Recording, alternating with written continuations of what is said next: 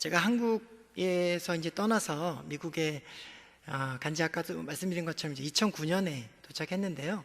10년 전에 미국에 가서 학교 공부를 마치고 제가 이제 목사 안수를 받고 작년 1월에 교회를 개척을 했어요. 그래서 교회 이름이 생명의 바람교회, Wind of Life Church. 생명이 바람처럼 이렇게 흘러나갔으면 좋겠다 하는 마음으로 우리 성도님들하고 같이 이렇게 교회 이름을 지었는데요.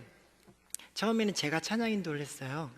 영어로 찬양을 하는데 한국 리듬으로 이렇게 찬양하는 거예요. 예수로 나의 구주 삼고 같은 리듬으로 아까 그 찬양을 이렇게 부르니까 많이 이제 성도님들이 힘들어하고 그러셨는데, 감사하게도 한 3개월 지나면서 우리 진이가 이제 찬양 인도를 해주고, 그래서 이제 영어로 예배를 드리고 있는데, 오랜만에 제가 이제 한국말로 설교를 하는 건데, 여러분들이 오해하시면 안 되는 게, 제가 영어로 예배를 드린다고 영어를 아주 유창하게 잘한다고 생각하시면 안 돼요. 여러분하고 비슷한데 힘들지만 그 많이 안 믿는 영어권의 그 영혼들에게 복음을 전하고 싶은 마음이 있어서 제가 영어로 예배를 시작하게 됐습니다. 제가 한국에 와서 굉장히 깜짝 놀란 게 있는데, 공항에 내려서 이렇게 차를 타고 오는데 길이 너무 깨끗한 거예요. 예전에는 막 휴지도 많고 그랬었잖아요. 근데 길이 너무 깨끗해서 많이 놀랐고, 또 원천교회에 왔더니 그 어르신들, 제가 이제 아는 분들이 굉장히 많이 있잖아요. 근데 얼굴이 전부 똑같은 거예요. 제가 그 카페에서 소식을 들으니까 목사님이 설교하실 때마다 방부제를 막 뿌린다고 제가 그 소식을 듣고 이게 왜 이유가 있었구나 제가 생각을 했었죠. 미국에서 오신 분들이 한국에 오면 깜짝 놀라는 게 한 가지가 있거든요. 그 똑같은 것 때문에 이제 놀라는 게, 한국에 있는 분들도 미국에 가면 깜짝 놀라는 게 있어요. 그게 뭐냐면 쓰레기통 사이즈 때문에 놀래요. 미국에 있는 분들은 한국에 오면 왜 이렇게 쓰레기통이 작냐라고 해서 놀래고, 또 한국에 있는 분들은 미국에 가면 왜 이렇게 쓰레기통이 크냐 그래서 놀래거든요. 미국에 있는 분들은 뭐 음식도 버리고 쓰레기통 한 군데 다 플라스틱도 버리고 박스도 버리고 심지어는 먹던 물도 버리고 먹던 콜라도 버리고 그러거든요. 그래서 쓰레기통이 제 이 허리만큼 이렇게 올 수밖에 없어요. 그러니까 많은 것들 이렇게 버리고 낭비하고 그러는데, 한국 분들은 모든 음식물까지도 이렇게 다 분리수거하시고 그러니까 그것 때문에 이제 많이 미국 사람들이 놀래고, 또 한국에 오면 미국 사람들이 또 한 가지 놀라는 게 있는데, 다름 아닌 새벽 예배. 미국에는 새벽 예배가 없잖아요. 우리가 어릴 때부터 교회에서 지켜왔던 그 기도로 교회를 세워나갔던 그 신앙의 유산이 미국 사람들에게는 굉장히 놀라운 일이죠. 어떻게 그럴 수가 있냐를 넘어서 도대체 왜 그래야 되냐 라고 얘기하면서 그 한국 사람들이 기도하는 거에 굉장히 놀라워합니다. 오늘 말씀은 제가 아마도 새벽 예배도 빠지지 않고 나오시고, 또 수요 예배까지 이렇게 나오시는 분들은 그 태권도 유단자로 치면 한 4단 5단 되는 거잖아요. 그래서 오늘 말씀은 제가 그 유단자분들을 위한 말씀으로 그렇게 준비를 했어요. 매일 교회에 나오고, 또 수요 예배도 나오고, 또 철야 예배도 나오고, 또 새벽 예배도 나오고, 그런데 우리가 예배를 이렇게 잘 참석하고 많이 나오는데도 불구하고 가끔 우리가 마음속에 뭔가 놓치고 있는 게 있는 것 같다는 느낌이 들 때가 있잖아요. 내가 예배를 분명히 드리고 있는데도 불구하고 내가 지금 하나님 앞에 진짜 예배를 정확하게 드리고 있는 게 맞나 라고 생각하고 있을 때가 많단 말이에요. 그래서 오늘 제가 준비한 그 말씀의 제목은 하나님께 진짜 예배를 드리는 3가지 방법이 뭘까, 이걸 한번 여러분과 제가 한번 고민해 봤으면 좋겠다 하는 마음으로 이런 제목을 가지고 왔어요. 이 첫 번째로 진짜 예배를 드리는 첫 번째 방법은 교회 밖에서도 예배하는 것입니다 하는 거예요. 오늘 말씀 구절을 보면 첫 번째 부분에 하나님 아버지 앞에서 정결하고 더러움이 없는 경건은 이라고 이렇게 말씀을 시작하고 있죠. 갑자기 이렇게 얼굴들을 이렇게 보는데, 아는 얼굴이 이렇게 까먹었다가 오래전에 알았던 얼굴들이 갑자기 이렇게 보이니까 너무 반갑네요. 반가운데 설교하는 와중에 굉장히 반가운 마음이 드네요.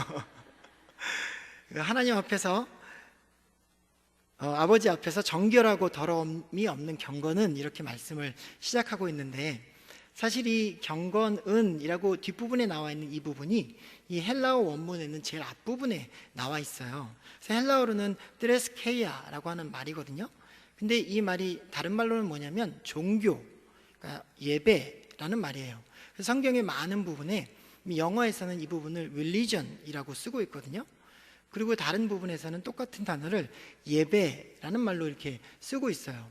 한국 사람들은 왜 이 단어를 경건이라고 바꿨을까? 제가 이렇게 생각을 해보니까 아마도 우리가 드리는 예배가 또 종교적인 의식들을 우리가 날마다 경건하게 드리기 때문에 아마도 그런 단어를 쓰고 있는 게 아닐까라고 하는 생각이 들더라고요. 그런데 그래서 오늘은 제가 이 앞에 나와 있는 경건이라고 하는 말을 여러분들이 이 종교 혹은 예배라는 말로 바꿔서 한번 생각해 봤으면 좋겠다 하는 그런 마음이 들었어요. 그래서 오늘의 제목이 진짜 예배를 드리는 3가지 방법인 거예요. 그래서 첫 번째 우리가 생각해 보고 있는 것이 교회 밖에서도 예배하는 것입니다 하는 것인데, 여기에 지금 성경에 나와 있는 그 예배의 정의를 잠깐 이렇게 살펴보면 정결하고 더러움이 없는 것이 예배다라고 이렇게 얘기를 하고 있거든요. 예배는 깨끗하고 결점이 없고 흠이 없는 것이다 라고 얘기하는 거예요. 그런데 뒷부분에 또 다시 붙은 부사가 뭐냐면 하나님 아버지 앞에서 라고 하는 거예요. 그런데 하나님 아버지 앞이다 라고 할 때 장소적인 개념으로 또는 우리가 살아가는 이 삶의 공간적인 개념으로 볼 때 교회 안만 하나님 앞이라고 얘기할 수가 없잖아요. 왜냐하면 하나님은 어디에나 계시고 우리가 가고 우리가 만나는 모든 사람들과 함께하고 계시기 때문에 여기서 얘기하는 하나님 앞에서라고 하는 말은 우리가 머무르는 모든 곳에서라고 하는 말과 똑같다라고 하는 것이죠.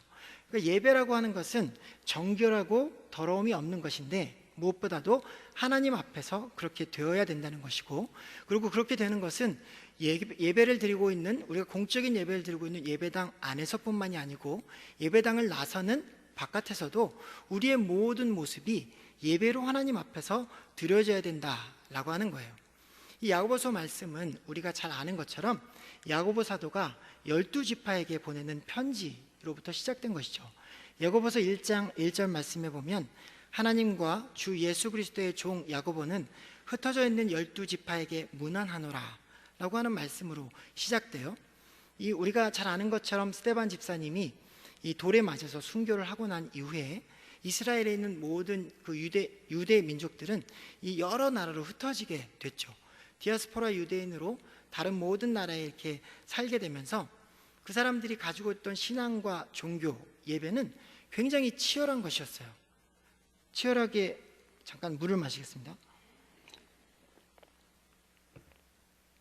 그 사람들이 드리는 예배는 굉장히 치열하고 또 굉장히 자신이 가지고 있는 신앙을 붙들어야만 될 수밖에 없는 상황이었어요.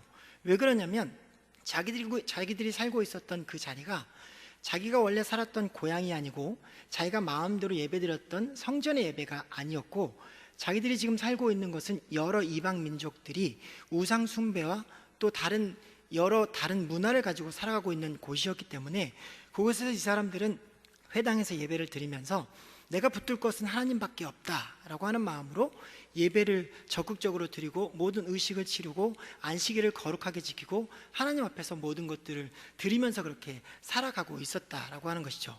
그런데 이 유대인들이 한 가지 간과한 것이 있는데, 그렇게 배타적으로 내가 신앙생활을 하면서 날마다 하나님 앞에서 온전한 예배를 드린다고 생각하면서 자신들도 역시 점점 그곳에 있는 다른 모든 이방 민족과 하나님을 믿지 않는 사람들을 조금씩 배타시키면서 살아왔다라고 하는 거예요. 그러니까 자신들의 예배를 지키기 위해서 철저하게 회당이라고 하는 곳에서는 하나님 앞에 적극적으로 예배를 드리는데, 동시에 하나님을 믿지 않는, 예수 믿지 않는 유대인들 또는 하나님을 믿지 않는 유대인들에게는 그 자신들의 신앙과 다르다는 이유 때문에 종교적으로 또 신앙적으로 배타적인 마음을 대하고 그들을 대했다라고 하는 것이죠. 그래서 이분들에게 나타난 결과가 뭐냐면, 이 회당 안에서는 하나님 앞에 거룩한 예배, 경건한 예배를 드리지만 회당을 나서는 순간 율법적이고 다른 사람들을 정죄하는 그 예배가 아닌 삶으로 나아가기 시작했다라고 하는 것이죠. 그런데 우리가 주목해야 되는 건 뭐냐면, 이 야고보의 말씀이 이 흩어져 있는 12지파에게 뿐만이 아니고 지금 오늘 예수 그리스도를 믿고 신앙을 가지고 살아가는 우리 크리스찬들에게도 동일하게 적용이 된다라고 하는 것이죠. 우리들은, 특히 유단자 여러분들은 신앙을 지키기 위해서 교회 예배의 자리에 나오시죠. 세상에 어지럽고 악하고 또 힘든 그 상황 가운데 벗어나서 하나님 앞에 예배드리기 위해서 예배의 자리에 날마다 나오고 있다라고 하는 것이죠. 근데 때로는 내가 그 세상으로부터 숨고 싶어서 예배의 자리에 나올 때도 있어요. 때로는 세상이 내가 지키고 있는 신앙을 너무나 더럽히는 것 같아서 배타적으로 그것을 밀어내고 또 예배의 자리에 나올 때도 있다라고 하는 것이죠. 근데 재밌게도 점점 시간이 지나면서 마치 지금 디아스포라 유대인들처럼 우리 또한 우리의 예배가 종교적으로 예배와 우리의 신앙생활이 의식적으로 이 안에서 예배를 진짜 잘 드리는 것처럼, 유단자처럼 그렇게 예배 자리에 나오는데도 불구하고 세상 밖에서는 아무런 기능과 힘을 발휘하지 못하고 살아갈 때가 많다라고 하는 것이죠. 여러분 한번 가만히 생각해 보세요. 여러분들이 받고 있는, 유단자 여러분들이 받고 있는 스트레스의 90% 이상을 어디에서 받고 계신가요? 교회. 최권사, 박권사, 이권사, 김권사한테 받고 있잖아요. 여러분, 우리가 가지고 있는 신앙과 그 종교적인 예배 안에서 우리가 이 모든 고난과 고통과 스트레스와 절망과 아픔이 교회 안에서 이루어지고 있다라고 하는 거예요. 배타적으로 세상을 등지고 이곳에서 종교적으로 우리가 예배드리고 있을 때가 있지는 않나 하는 것을 오늘 한번 생각해 보고 싶은 거예요. 미국에 제가 살고 있는 동네에 이 작은 교회들도 많이 있는데 한 교회는 성도가 딱 5가정이 나오는 교회가 있거든요. 근데 이 교회는 자기 건물을 가지고 있어요. 그래서 재정적으로 아주 안정된 교회예요.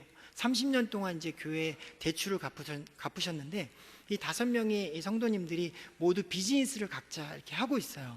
한 분은 세탁소를 하고 또 한 분은 샌드위치 가게를 하고 이런 식으로 5가정이 모두 비즈니스를 하고 있기 때문에 안정적으로 11조를 다 내실 수가 있는 거예요. 그리고 이분들이 이 모든 그 교회 건물에 그 대출을 다 갚았기 때문에 이제는 거기에 돈이 나갈 게 없는 거고, 교회에 이제 관리비하고 목사님 사례비 드리고 교회에서 필요한 재정들을 이제 감당하면서 그렇게 신앙생활을 할 수가 있는 거예요. 근데 정말 무서운 게 뭐냐면 이 교회가 새로운 성도가 들어오는 걸 싫어해요. 왜 그럴까요? 재정의 균형이 깨지는 거예요. 이분들은 자신들이 내는 11조도 정성스럽게 드리고 헌금도 드리는데 딱 그걸 가지고 교회가 운영이 되는 거예요. 목사님 사례비까지 드리고. 근데 누군가가 왔는데 그분이 가난한 분이면 이 재정적인 균형이 깨져버리는 거예요. 근데 너무너무 무서운 게 뭐냐면 이분들은 한 번도 새벽 예배 안 빠져요. 전부 5가정이 전부 새벽 예배에 나오고 저녁 예배 나오고 모든 주일 예배에 잘 참석하죠. 종교적으로 이 대를 이어서 하나님 앞에 예배드리고 있는 가정이에요. 근데 뭔가 something wrong, 뭔가 잘못된 게 여기에 있어요. 그게 뭐냐면 내가 진짜 예배를 드리고 있는지조차 모르고 있다라고 하는 사실이죠. 오늘 야고보 사도가 내리고 있는 예배의 정의를 가만히 한번 생각해 보세요. 교회에서 드리는 찬양과 말씀과 우리가 이 교회 안에서 이루어지고 있는 공적인 의식적인 행위들만이 예배가 아니다라고 하는 거예요.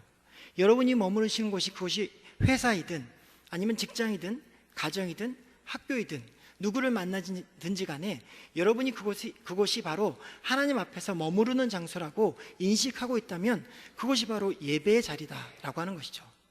교회 밖에서도 예배하는 것이 진짜 예배다라고 하는 거예요.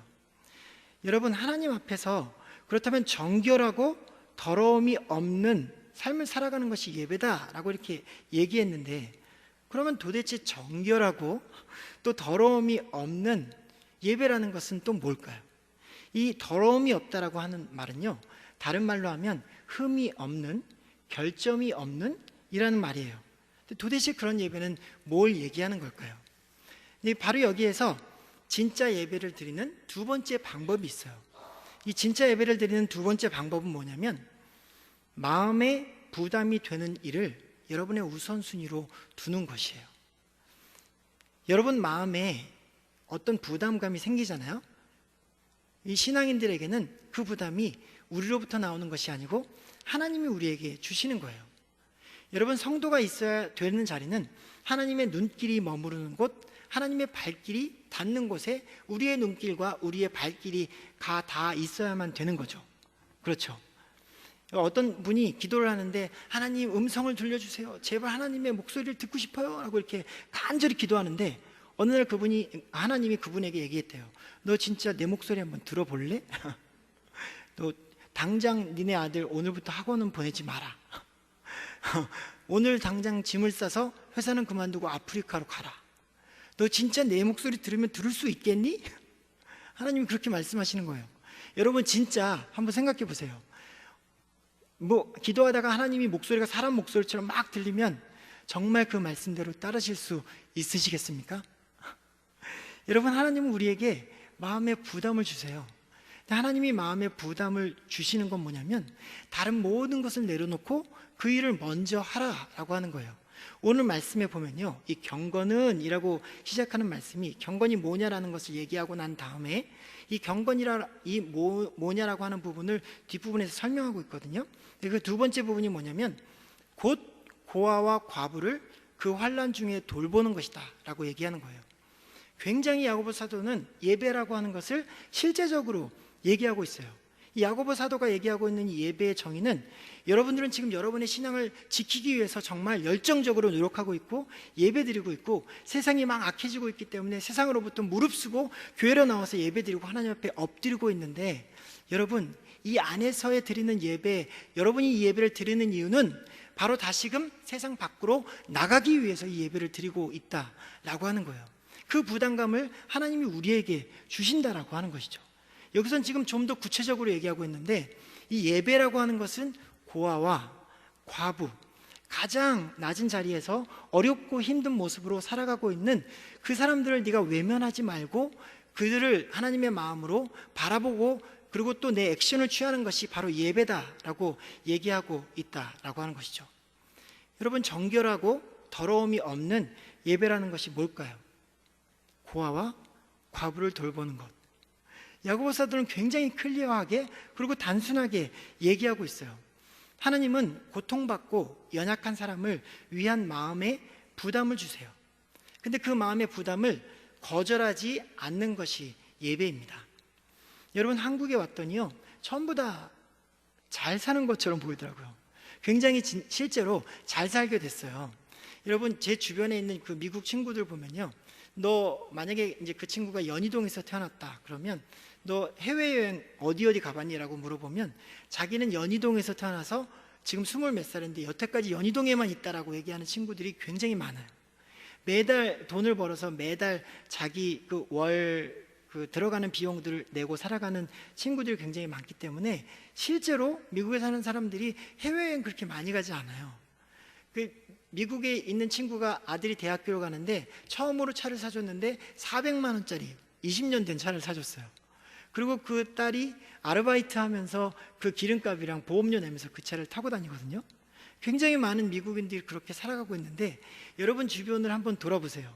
해외여행 한 번이라도 안 갔다 오신 분들 찾기가 쉽지가 않잖아요. 여러분, 한국은 굉장히 지금 잘 살고 있는 나라예요. 자부심이 굉장히 우리가 강할 수밖에 없는데, 여러분 그럼에도 불구하고 제가 엊그저께 남대문을 지나가는데 여전히 구걸하시는 분들이 있어요. 여전히 남대문 그 지하를 지나가는데 그 종이박스로 집을 지어놓고 살아가시는 홈리스 분들이 있어요. 여러분 모든 사람들이 다 그렇게 잘 살고 있는 것은 아니잖아요.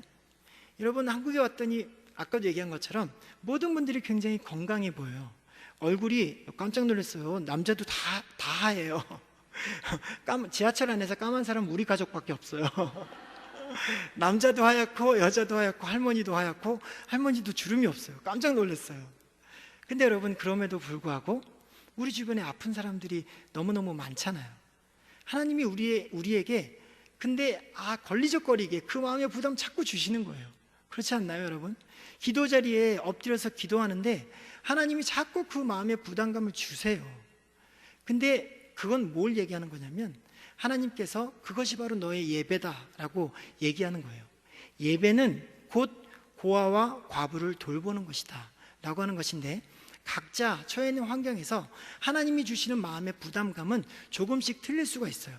어떤 분에게는 정말 몸이 아파서 힘들어서 아무도 찾아가지 않는 그 성도님에게 찾아가고 싶은 마음의 부담감을 주세요. 어떤 분에게는 휠체어를 타고 혼자 살고 계시는 할머니가 문턱이 높아서 그곳을 못 넘어서 바깥에 못 나오시는 그 할머니에게 내가 50만 원 들여서 그 문턱을 좀 낮춰서 바퀴가 굴러갈 수 있도록 만들어줬으면 좋겠다라고 하는 부담감을 주실 때가 있어요. 그리고 어떤 때는 정말 교회 다니시는 분도 아니고 또 그분이 신앙생활 하는 분도 아닌데 심지어는 신천지 다니는 분인데 우리 집 옆에 사시는데 그분이 너무 힘들게 사시는 할머니인데 그분을 내가 지나가면서 한 번씩 인사라도 해드렸으면 좋겠다라고 하는 마음의 부담감을 주실 때가 있어요. 우리 모두 그런 부담감을 가지고 살아요. 그런데 희한하게도 그 하나님이 주시는 부담감을 잘 따르지 못하고 살아요. 왜 그럴까요? 여러분 왜 그러세요? 제가 물 마시는 동안 한번 생각해 보세요. 다시 첫 번째 질문을 드릴게요. 여러분도 그런 부담감을 갖게 되시죠? 근데 왜 그거 안 하시는 거예요? 바빠서 못 하는 거예요. 그렇죠? 특히 한국 분들이요 굉장히 바빠요. 미국 사람도 많이 바쁩니다. 근데 많이 바쁜데 집안일, 회사일, 또 아이들 교육 모든 것이 바쁘고 수요일 날도 나와야 되고 주일 날도 나와야 되고 새벽 예배도 나와야 되고 또 교회에서 봉사해야 되고 전부 바빠요. 그래서 바빠서 그 일을 할 수가 없는 거예요. 굉장히 희한하죠? 여러분 예배는 지금 이 성경이 뭐라고 얘기하냐면 곧 고아와 과부를 환난 중에 돌보고 너희가 마음속에 하나님이 주시는 마음의 부담감을 우선순위에 두고 그 일을 하는 것이 예배다라고 하는 거예요.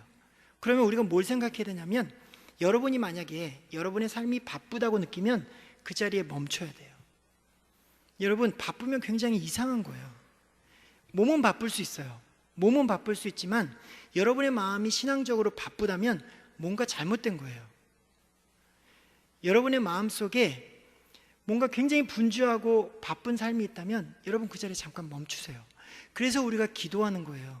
하나님께 기도하면 다시 하나님께서 나이가 어떤 일을 할지 알려주세요. 그리고 내가 지금 분주하게 바쁜 것이 맞지 않다면 심지어는 그게 어떤 교회에서 봉사하고 있고 그런 일이라고 하더라도 어떤 때는 멈춰야 될 때가 있을 때도 있어요. 죄송합니다 목사님. 그렇다고 다 멈추지 마세요. 아까 중등부 교사 선생님들 멈추면 안 돼요. 하나님께서 우리에게 마음의 부담감을 주실 때 바쁜 것을 멈춰야 된다라고 하는 것이죠. 미국에 있는데 제가 수요일마다 전도를 나가요. 어느 날 가만히 있는데 캘리포니아에는요 1년 내내 비가 안 와요. 우리 둘째 딸이 2살 때 미국에 갔는데 2년이 지난 어느 날 동화책을 이렇게 넘기다가 우산이 나왔는데 아빠 이게 뭐예요? 이렇게 물어보는 거예요.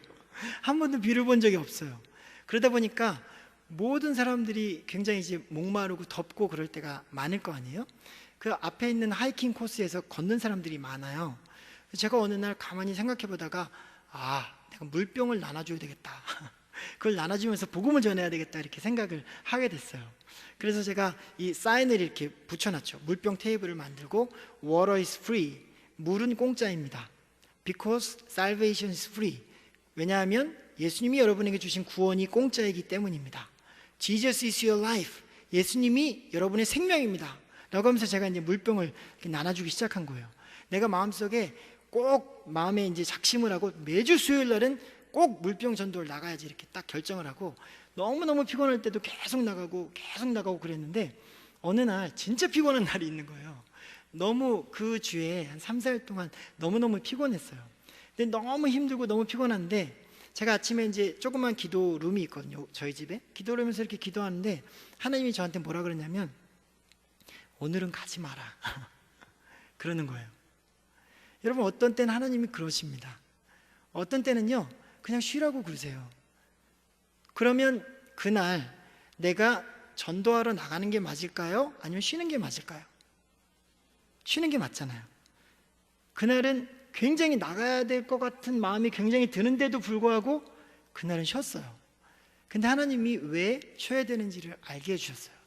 그날은 진짜 제가 육체적인 휴식이 필요한 날이었던 걸 나중에 알게 됐거든요. 근데 또 다른 어떤 날에는요 제가 알고 있는 어떤 아기가 그 수술을 받게 된 거예요. 근데 그 아이한테 갔으면 가야 될 것 같은 부담감이 이렇게 드는 거예요. 근데 그날 너무너무 몸이 피곤한 거예요. 그러니까 하나님, 제가 좀 이렇게 쉬었으면 좋겠는데요 라고 하는 기도를 이렇게 드리는데, 하나님이 자꾸만 거기에 가서 네가 수술을 전에 기도를 해주라는 마음이 이렇게 계속 드는 거예요. 그날은 여러분 어떻게 해야 될까요? 그날은 가야 돼요. 여러분, 하나님이 여러분에게 주시는 부담감이 있는데 모든 일을 멈추고 그것을 우선순위로 둘 수 있는 믿음과 용기가 있으십니까? 그것이 오늘 이 말씀에서 예배라고 얘기하고 있는 거예요. 신앙은 이 속도가 아니고 방향이 중요합니다 라고 하는 얘기를 들은 적이 있는데, 여러분, 우리가 방향이 잘못됐다고 느낄 때는 아무리 빨리 가도 나중에 거꾸로 돌아올 수밖에 없거든요. 그 자리에 멈추고 내가 맞는 방향으로 가고 있는지 다시 한번 생각해보고 그 길을 걸어가야 된다라고 하는 것이죠. 여러분, 진짜 예배를 드리는 이 세 번째 방법이 있는데, 이 세 번째 방법은 뭐냐면 자신을 죄의 유혹에서 지키는 것입니다 라고 하는 거예요. 이 오늘 야고보 사도가 말씀하시는 또 다른 예배의 정의를 보면, 하나님 아버지 앞에서 정결하고 더러움이 없는 경건은 곧 고아와 과부를 그 환난 중에 돌보고 또 자기를 지켜 세속에 물들지 아니하는 그것이니라. 또 자기를 지켜 세속에 물들지 아니하는 그것이니라. 여러분, 우리가 아무리 하나님이 주시는 부담감을 가지고 열심히 그 일을 하고 내 신앙을 교회 밖에서도 열심히 지킨다고 하더라도 내가 죄의 유혹에 한번 넘어지고 나면 모든 것이 물거품이 되고 말아요. 여러분, 우리의 신앙에서 내가 지켜야 될 두 가지 커다란 기둥은, 하나는 하나님이 나에게 주시는 그 말씀대로 따라가면서 그 부담감을 우선순위에 두고 지켜나가는 일이고, 또 한 가지는 내가 죄의 유혹에서 이기기 위해서 하나님 앞에 날마다 서는 거예요. 여러분, 근데 제가 질문 하나 드릴게요. 여러분들은 어떻게 여러분에게 다가오는 죄의 유혹에서 여러분들을 지켜내실 수 있으시겠습니까? 우리에게는 많은 죄의 유혹이 있죠. 재물의 유혹도 있고 명예의 유혹도 있고 어떤 때는 부정부패의 유혹도 있고 어떤 때는 성적인 유혹도 있어요. 여러분은 어떻게 그것을 지키실 수 있으시겠어요? 철야 예배 나와서 열심히 기도하면서 지키시겠습니까? 아니면 매일매일 새벽 예배, 새벽 기도하면서 지키시겠습니까? 어떻게 하면 지킬 수 있을까요? 제가 질문을 조금 다르게 바꿔볼게요. 여러분은 여러분들을 죄의 유혹에서 지키실 수 있으십니까? 여러분, 우리는 죄의 유혹에서 우리 자신을 지킬 수 없어요. 내가 내 자신을 죄의 유혹에서 지킬 수 있다고 말하는 순간 그것이 죄가 돼요. 왜냐하면 나는 그것을 지킬 수 없는 사람이기 때문이에요. 여러분과 저는 나를 죄의 유혹에서 지킬 수 있는 기능도 없고 힘도 없고 능력도 없어요. 그걸 누가 할 수 있을까요? 오직 예수 그리스도가 그 일을 할 수 있는 거죠. 그래서 로마서 8장 1절에 보면, 그러므로 이제 그리스도 예수 안에 있는 자에게는 결코 정죄함이 없나니. 왜 하나님이 여러분에게 아무런 죄가 없다, 너희들은 이제 의인이다 라고 얘기하셨을까요? 예수 그리스도 때문에. 로마서 말씀해 보면 예수님께서 우리의 죄를 위해서 십자가에 돌아가셨기 때문에 하나님이 우리를 이제는 의인으로 여기신다라고 하셨잖아요. 너희들이 이제 의인이다라고 하는 것이 아니고, 너희들의 죄가 여전히 너희 가운데 있음에도 불구하고 예수 그리스도의 보혈의 피가 너희들의 죄를 덮기 때문에 하나님 입장에서 우리들을 바라볼 때는 이제는 내가 더 이상 너를 죄인으로 바라보지 않겠다라고 하는 거잖아요. 그래서 여러분, 크리스찬은 용서받은 죄인이 되는 거예요. 다른 사람들은 하나님은 나를 의인이라고 얘기하지만 나는 결코 하나님 앞에서 의인이라고 얘기할 수 없는 부끄러움을 가지고 오늘도 살아가는 거예요. 그리고 내가 예수 그리스도께 뭐라고 말씀드리는 거냐면, 하나님, 나는 오늘도 할 수 없습니다 라고 얘기하는 거죠. 그렇기 때문에 우리는 누군가가 필요한 거예요. 예수님이 그렇기 때문에 오늘도 우리에게 필요하다라고 하는 것이죠. 하나님 살려주세요라고 오늘도 얘기할 수밖에 없는 거예요. 여러분 모두 그것 때문에 하나님 앞에 나오셨잖아요. 그것 때문에 여러분들이 하나님의 자녀가 됐잖아요. 내가 할 수 없다고 얘기했기 때문에 예수님이 우리를 위해서 하신 거예요. 우리가 어떻게 죄의 유혹에서 우리를 건져낼 수 있을까요? 어떻게? 없어요. 할 수가 없어요. 예수 그리스도 안에서 그 일을 이룰 수가 있다라고 하는 거예요. 내가 만약에 나를 계속 내가 뭔가를 애쓰고 노력하면 여러분 그 사람은 계속 늪 속에 빠져 들어갈 수밖에 없어요. 우리의 삶 가운데 우리의 노력이 아니라 하나님과의 관계가 중요한 겁니다. 미국에 간 어느 날 제가 이제 기도실에 있는데요. 기도실에서 이제 기도를 하고 있는데 어느 날 이제 한참 기도를 하고 있는데 그날은 하나님이 나한테 굉장히 막 이렇게 다가올 것 같은 느낌이 드는 거예요. 평소에 나한테 그렇게 잘 안 다가오셨었거든요. 근데 굉장히 부담스러운데 자꾸만 이렇게 하나님이 그날 저한테 이렇게 막 다가오려고 하는 느낌이 드는 거예요. 근데 제가 여기서 조금만 더 기도하면 막 눈물이 펑펑 이렇게 쏟을 것 같은 기분이 드는 거예요. 근데 제가 그런 경험을 한 적이 한 번도 없어요. 그러니까 무슨 말이냐면 이 하나님하고 저와의 관계가 그냥 이렇게 마치 한국 아버지하고 아들과 같은 그런 관계였어요. 근데 우리 아버지가 저한테 한 번도 그 사랑한다 이런 말씀을 하신 적이 없었거든요. 그 아버지가 평생 이제 그 주말 부부로 지방에 계시다가 젊으셨을 때는 집에 일주일마다 이렇게 한 번씩 오셨어요. 그러다 보니까 아버지가 저에게 이제 무슨 말씀을 하시거나 편하게 아들하고 대화하거나 그런 일이 없었는데 그러다 보니까 제가 이제 아버지로부터 어떤 얘기를 이렇게 들은 적이 없는 거예요. 그러니까 하나님과의 관계도 마치 저와 아버지의 관계처럼 그렇게 대면대면한 관계로 이렇게 있었던 거예요. 그래서 제가 그날 어떻게 했냐면 기도를 막 하다가 하나님이 정말 나한테 다가올 것만 같아 갖고 기도실을 뛰쳐나가 버렸어요. 하나님 저한테 오는 게 너무 부담스러운 거예요. 하나님하고의 관계가 이 접촉점을 찾기가 굉장히 힘들더라고요. 근데 여러분 어느 날 저희 아버지가 이제 미국에 잠깐 방문하신 적이 있어요. 근데 그날 제가 어머니에게 아버지가 저한테 한 번도 사랑한다는 얘기를 한 적이 없다 평생. 그때 아버지 연세가 79세셨는데 그리고 이제 한국에 돌아가셨거든요. 근데 그걸 어머니가 아버지에게 말씀하셨나 봐요. 근데 어느 날 아버지에게 이제 전화 통화를 하는데 아버지가 이제 평소에는 아버지 이제 전화 끊을게요 그러면 응 그러고 전화를 이렇게 끊으셨는데 전화를 안 끊으시는 거예요. 아버지 전화 끊을게요 응 그리고 계속 들고 계세요. 또 아버지 전화 끊을게요 그랬더니 응 그리고 또 계속 들고 계세요. 그래서 예 아버지 끊어요 그리고 딱 끊고 그랬는데 그 다음 주쯤에 다시 한번 이렇게 전화를 했거든요.